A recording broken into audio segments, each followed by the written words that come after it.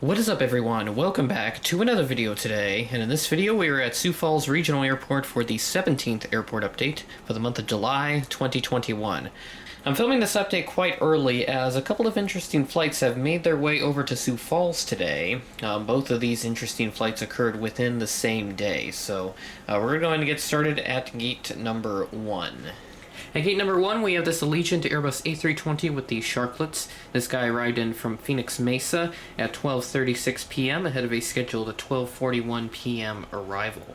So getting serviced up like the usual stuff, and yeah. Staying on the south side of the terminal here so I don't have to keep moving the camera around as much, and thus it'll take me less time to film this. At gate number 3, we have this Delta Connection CRJ 900 that arrived in from Minneapolis at 9:54 a.m. ahead of a scheduled 10:17 a.m. arrival. No service vehicles sitting around him, apart from a pushback tug that you can see at the top left of your screen. And that's about it. At gate number 5, we have this American Eagle CRJ 900 in the full flavor American Eagle livery. The exact aircraft that was used on this flight is actually, it's just a blank plane essentially. No logos or anything on it. It's got like that. It's got the American gray on it, but there's no logos on it. So I'm not sure why that is. I think they have another aircraft with that exact type of livery on it. But because Gemini has not made one, nor do I have a custom of it, I just have to use the default American Eagle aircraft. This guy arrived in from Phoenix Sky Harbor at 3:37 p.m., delayed from a 3:10 p.m. scheduled arrival time, so I'm experiencing some issues with that. I was going to use a Dallas flight, but that has been delayed quite significantly.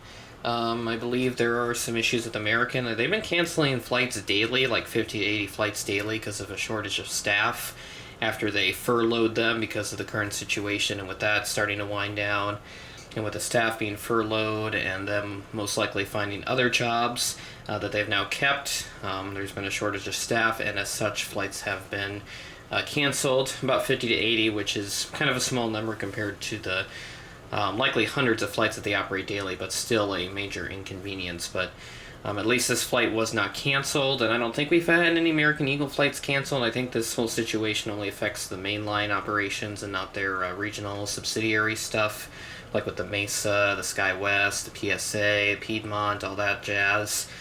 At least from what I've observed. Maybe it has gotten some flights canceled because of that, but I don't know for sure. And now moving on to the interesting aircraft in this update. So sitting at gate number 2 is this United 737-800. This guy actually diverted from Chicago. He departed from Bozeman, Montana, and then he just randomly landed here. So not sure what was going on out of Chicago. I don't think it was anything weather-related, but he did land here. I did not see this plane as it landed, though, so that was a little unfortunate. I kind of missed out on that. But I do have it here in model form. Just landed here, parked at gate 2 for a while, and then he departed at like 3:30 or something today. So I'm not really sure what the reason was for the diversion. It could have been weather, but I didn't bother checking the radar, so I have no clue for sure. And yeah, that's all I have for him.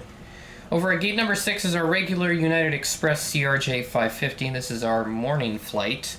This guy was significantly delayed. He landed at about 11:45 a.m., way behind a scheduled 10:30 a.m. arrival, so most likely weather could have been the cause for that, but I mean, my goodness.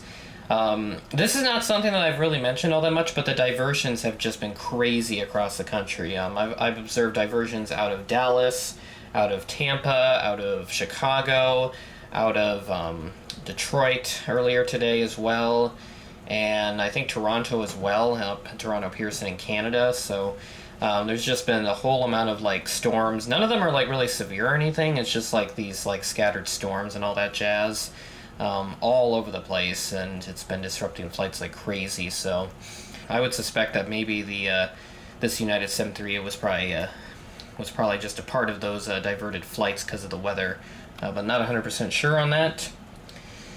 Yeah, so I've been kind of busy with all those diversions, and of course I did forget to mention Minneapolis. We did get some diversions, I think, yesterday, as I record this, because it is, I think, Tuesday the 29th. We did get 2 diversions yesterday on the 28th. Both of them were nothing of major interest, but we did get a Delta CRJ 200 and a United Express Embraer 175 with the Continental Globe livery. I believe that one was a Mesa operated ones. So those are the only 2 diversions we got, but I did notice Fargo got a Delta 753, and I think Duluth got a Delta A220-300 as well, so that was kind of interesting to observe. So yeah, that's all I have for this aircraft. We got one more. This is kind of unexpected, but when I was checking Jet Tip, I did get an alert for this ADELTA Charter 727. I wouldn't have been able to see it anyway because this is kind of a overnight flight. So he was departing back to Detroit, Willow Run Airport, which is on the west side of Detroit, I think. He departed at about 6:40 a.m., quite delayed from his scheduled 5:15 a.m. Departure. And he did arrive from Reno at, I think, like 1 or 2 in the morning, so it was really late / really early, so I wouldn't have been able to see it anyway. And he also did land and take off on the north side, and most likely I would suspect that's because of like noise regulations, because the 727 is a loud aircraft, mind you, so if it did take off over the city, I'm sure a few noise complaints would have been filed, and I probably would have been woken up as well by that jet. I mean, I got a loud fan in my room, and I'm not sure if that would have been able to drown out the 727 sound, especially if it's, you know, already high up enough that it won't cause as much sound, but still has to deal with those living close to the airport and making all that sound as it leaves the ground. So yeah, that's it for this update. Quite interesting, a lot of action going on. The United diversion, and then we have the ADELTA Charters visitor as well. That was more of a scheduled visit, the United was not. Yeah, I don't really have anything else to say for this update, so that will conclude this update. With that being said, that is the end of the video. Thanks for watching, and I will catch you in the next one.